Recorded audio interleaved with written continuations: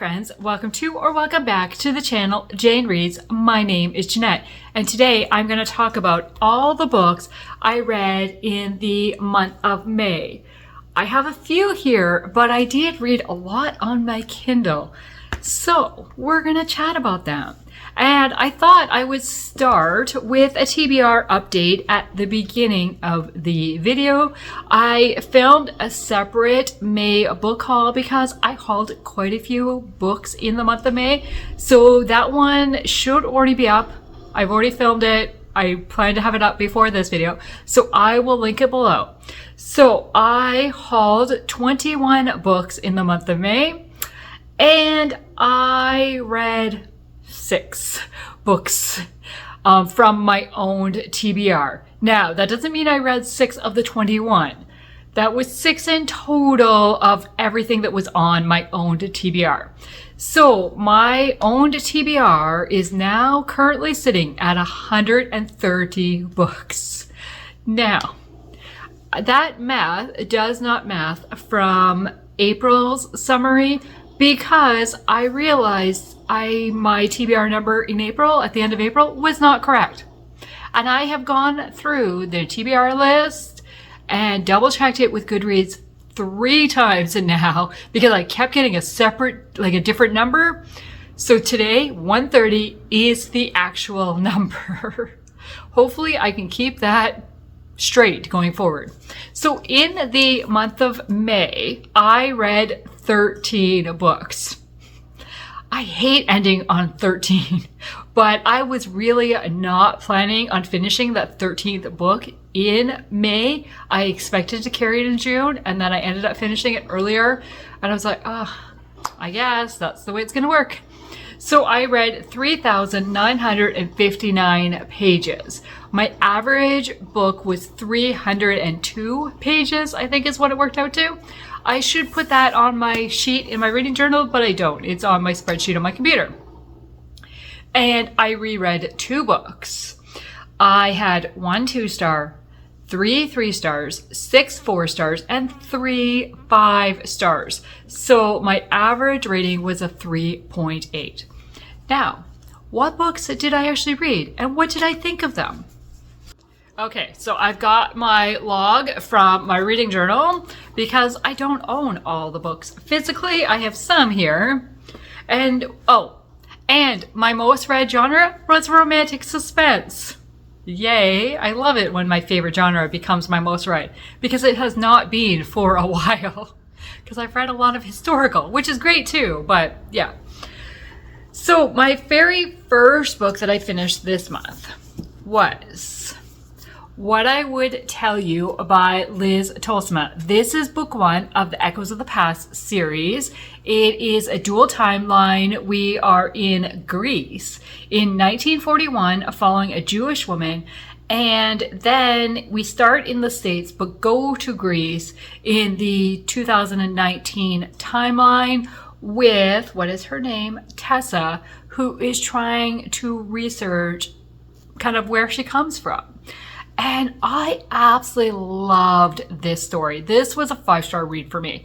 I was so invested, especially in the historical with Matilda. Is that her name? Yes. Yes. She is married at the very start of the book, and we're following her and her husband and kind of her story throughout the course of World War II as a Jewish woman. I was so invested. I just loved her strength. And then kind of as Tessa was starting to learn things, and I was very hooked. Highly recommend this book. And I am reading book 2 this month in June. Now, before I go any further, I should say my full thoughts, and as I was reading the book, is recorded for every single book that I've read this month, is recorded in my Wednesday weekly videos that I put up every single Wednesday. So I will include in the description box below which video includes which book. Okay, now let's go to book number 2. And book number 2 was another 5-star read. I was so invested. And I started the month with 2 5-star reads. That's amazing. And that book was Among the Innocent by Mary Alford. So we are following Lexi. Is that her? Leah. I was close. It was an L name. We are following Leah, who grew up Amish, but then her family was murdered. And she was taken in by an English family in Montana and ends up becoming a police officer. Becoming a police officer. And then 10 years later, there is something that happens in the Amish community, and Leah is requested because the family knows her. And then we have Leah dealing with possible stalker and what is going on. And is this the same guy from 10 years ago or what? Because they thought they had convicted the guy from 10 years ago, but maybe they convicted the wrong guy. And then we're just following that. And there could be more than one person in trouble. And I was so invested. Now, there is some grittiness in this for sure. We're dealing with a possible serial killer. So there are some hard, difficult things in this, but I just absolutely loved it. And then Leah is starting to learn things along the way that things might not be as she thought they were. And I was so invested. So invested. Then we have Dalton, who is the new police chief, and he kind of requested this position for a reason. And why did he want to come to this area? Like, what's his motive behind it? And the way that Leah and Dalton kind of work together to figure out what's going on and to keep Leah safe. And yeah. And then there's a little twist at the end. It was like, oh my gosh, really? Wow. Like, yeah. And there is an older lady who's dealing with dementia. And I really felt for her and how the people around her are trying to protect her. But like, she's innocent in everything, like doesn't really seem to understand what is exactly going on around and why these people are constantly with her. And yeah, 5-star read. I highly enjoyed it. There is a novella that follows this one, so I do plan on reading it. It's just the duology, this and the novella. But I do plan on reading it because it will continue some of the story for another character, I'm pretty sure, based on the summary of it. So yeah, that's the plan. Then I read Under the Tulip Tree by Michelle Shocklee. This one is, it's a dual timeline set in Nashville. We are following a young lady whose family was affected by the stock market crash. And so now she is working or trying to work. She got hired as a freedom writer on a freedom writers project and begins interviewing a lady who was a slave back in the day. And so the older lady, who's now 100, starts telling her story of through slavery and growing up in slavery and what happened over the years. Oh my gosh, the hardships that she went through and the reality of slavery, like, wow. Yeah. I learned quite a bit through this story. I really loved the 1800 portion of it and getting to know as we come up to present day.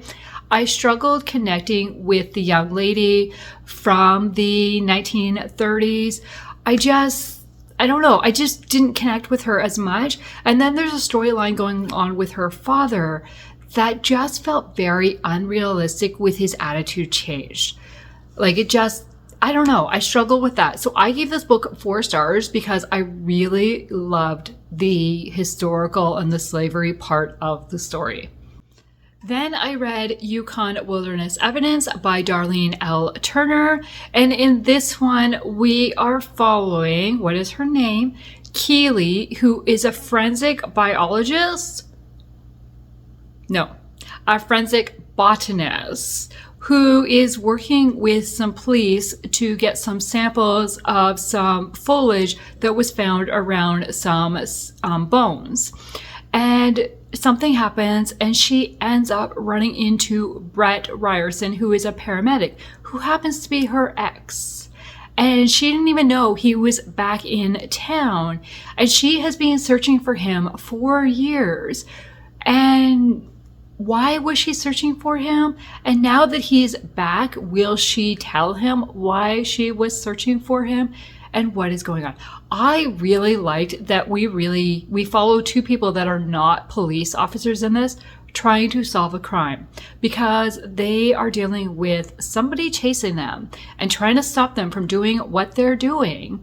And why is this person trying to stop them? This was high-paced action throughout, and I'm not a huge fan of second chance romances usually, from people that, you know, broke up for a reason and now like back together or come back together. I'm not usually a big fan of that because they broke up for a reason back in the day. But I really enjoyed the way these two connected and how Keeley was trying to be very honest with Brett and very open. And I really enjoyed it. I gave it 4 stars. Okay, and then I read Lakeshore Return by Jennifer Rodewald. This is book 2 in the Redemption Shores series and picks up immediately after book 1. We're following the same characters. We actually get to know one of the females a little bit more in this book than we did in book 1, but I did not like it. I struggled with this book. I struggled with some of the characters' actions, and I did not invest. I was not invested in it. I really enjoyed book 1 much more. I do plan on continuing the series to kind of see what happens to the characters, and was like book 2 just a miss, like, and the rest of the series is okay? We will see. So I gave this book 2 stars. Then I read Rescue Mission by Lynette Eason. This is part of the Rocky Mountain Canine Unit. I mean, it says it right on the cover, but it doesn't tell me what number it was. And I didn't realize you really should read these in order. This is the last book of the series. It is a multi-author series, which is why I only read this one, because it's the one written by Lynette. Yeah, I felt a little bit lost throughout, because you could tell as we started, it's like, oh, they're following a storyline that's already started somewhere, right? So we have Kate. Yes. Kate and Luke, I think is his name. It doesn't have his name on the back. We're following Kate, who has gone off to Montana on her own to try to recover some lost memories. Then she is followed, and Luke is assigned to protect her. But how are these people finding her, and why do they not want her to recover her memories? What I did not enjoy about this book is there was just Luke and Kate. Luke was the only one protecting her. And when stuff starts happening, like, it was shocked that there was only one person providing protection for her. That felt unrealistic. I'm not really sure. I just feel like they would have assigned more people in real life.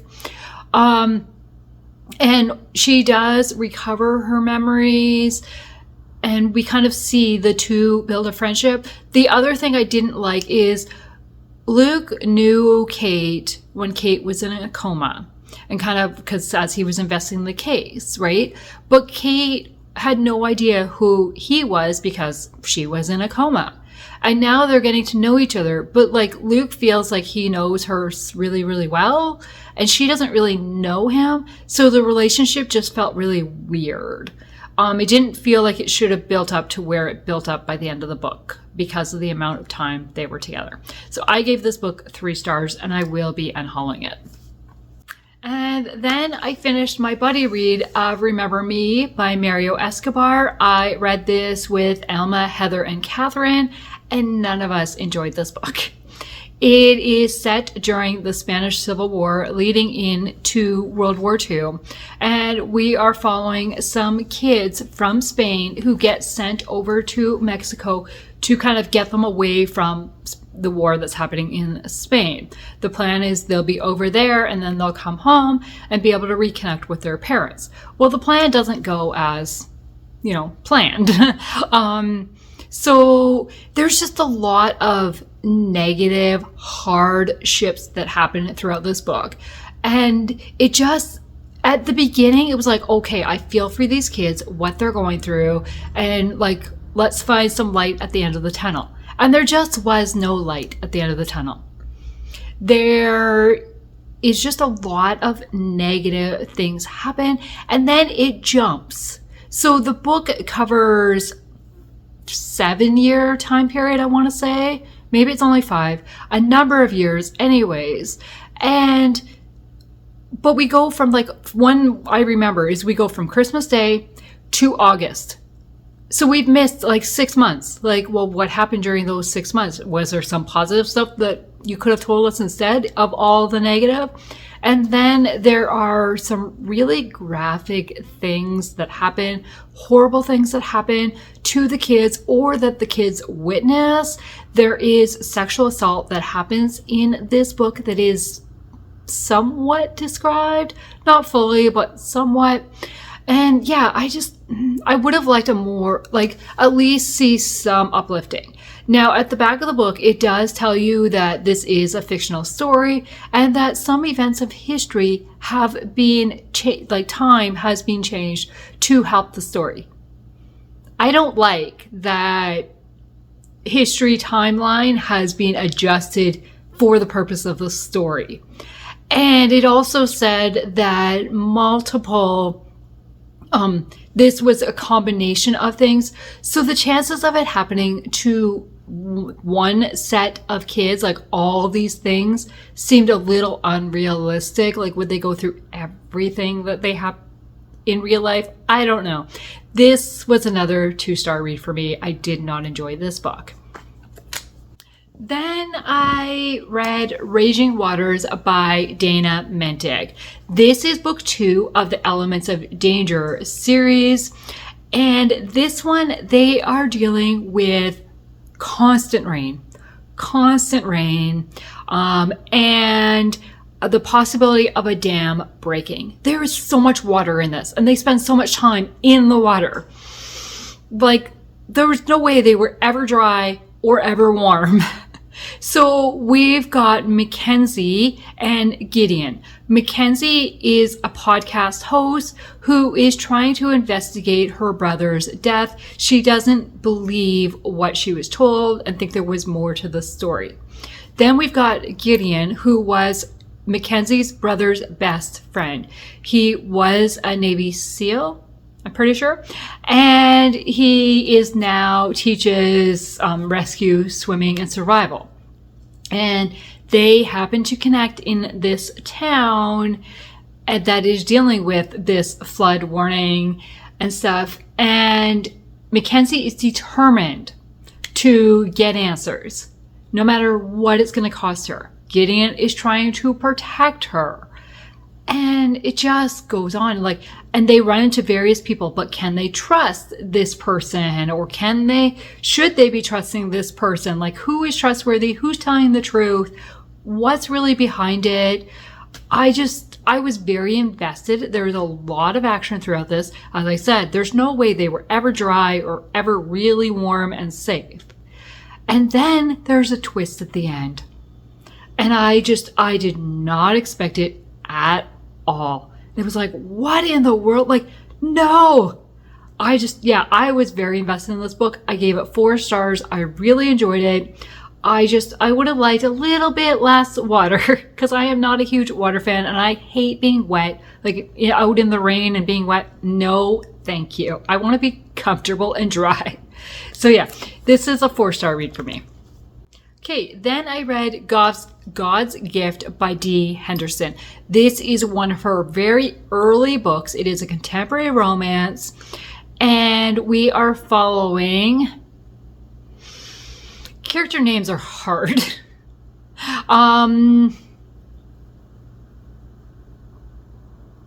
Why can I not think of it at all? Wow. Okay, so we're following this guy who's been a missionary in Africa for a number of years. He has come home for a reason. It's the first time he's been home in 6 years. He meets Rachel, who is a friend of his mother's. Rachel is around his age, though. And he gets to know her, and she is a stockbroker who is trying to keep her firm going, but she is struggling since she lost her partner, which was also her fiance. And she's not sure if she wants to continue, and she's working like 60 hours a week or something, just a high stress job. Then she's got two friends, Dave and Lace, who the four of them, so with her fiance that passed away, the four of them were really close friends and for a number of years, very supportive. So Dave and Lace are very, very supportive of Rachel. Now I'm like, is that her name? Wow. It's Dave and Lace for sure, but the other two, I can't think of. Wow, that's horrible. Okay, so then we've got this guy who's the missionary from Africa come in, and he ends up in this friend group, and I loved the friend group. I just really liked the way they supported each other, the way they accepted him, and just made him feel like part of the group. And then when things don't go as he planned, he expected to be home for a short little time and go back. And as things happen, his plans change. I really enjoyed the friend group. I struggled with the writing of this book because it was very choppy and we switched scenes very, very quickly. And it was like, wait, what? And there was stuff missing that I felt should have been included. Like at one point, this guy from Africa, what is his name? Wow. Let's call him Steve. I don't know if that's his name or not, but he goes with his sister and her kids to a cabin for the week. And then Dave, Lace, and Rachel go to a cabin for the week to meet up with a friend. Now, they never say that the friend is Steve's sister. And Steve's sister doesn't tell Steve that they're going to meet some friends at the cabin and they'll all be together. And at this point, Steve and Rachel have already met each other. And so they arrive at the cabin. As a reader, we know they're both ending up at the same destination, but there's no reveal. All of a sudden, they arrive at the destination. Like we see Steve and the family arrive at destination. We see Rachel and the friends arrive at the destination. And then the next part is the next morning, they're having breakfast around the table. And it was like, shouldn't there be some sort of thing? Or at one point, Steve is looking at a house, thinking about purchasing it and stuff. And the next scene is they're sitting in the living room of Steve's house talking. Wait, what? You can't just buy a house and be in it the very next day. What? I don't know. This was a 3-star read for me. I enjoyed parts of it, especially the friendship, as I said, but I didn't enjoy other parts of it. The next book I read was also on my Kindle. That was Captured in Frame by Laura Thomas. This is book 1 of the Bite of Betrayal series. I heard Oshina talk about this book quite a while ago, and it just sounded so good when she talked about it that I added it to my want to read. And it was so good. It was so enjoyable. So we are following a Canadian who is from Vancouver, BC, and she goes over to England for a 3-month sabbatical where she has inherited her grandparents' house. Now, she has very fond memories of spending time at this cottage. She goes over there. Her sister lives in England with her husband and her young daughter. And so they are getting kind of reconnecting almost, right? But the main girl, again, character names are hard. Sophie? No. Georgia? I'm pretty sure it's Georgia. I'll put it here. I'm pretty sure it's Georgia, though. Something happens right away. Her first night in the house, something happens and it's like, what? And like, who even knows I'm here? Why is somebody taunting me like this? What is going on? And through that incident, she meets Dr. Will and they start striking up a friendship. And then Georgia keeps investigating, like, what's going on? Can she find what this person's after? Is this person really after anything? Like, does she have what this person wants? Like, what is going on? I was so invested, and I loved that we're following 3 sisters in this because Georgia also has a sister, Sophie. Yeah, the sister is Sophie, who lives in Paris. And I just, yeah, this was a mystery that kept me hooked for sure. This was a 5-star read for me, and I definitely plan on continuing the series. Okay, then I finished my reread of Undeniably Yours by Becky Wade. This is book 1 of the Porter family series. It is a contemporary romance. We are following Meg Cole, who inherits her father's ranch after he passes away. And we've got Bo Porter, who is the manager of the thoroughbred racehorse farm. Meg is determined to shut the farm down and gives Bo 6 months to kind of wrap everything up. And during that time, Bo wants to convince Meg to keep the racehorse farm open.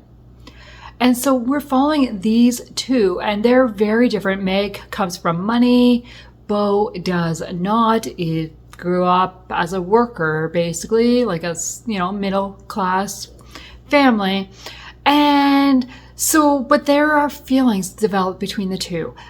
Meg realizes that when she's around Bo, she feels very calm and all her anxiety goes away. And why is that? Why does she feel that way? And why him of all people?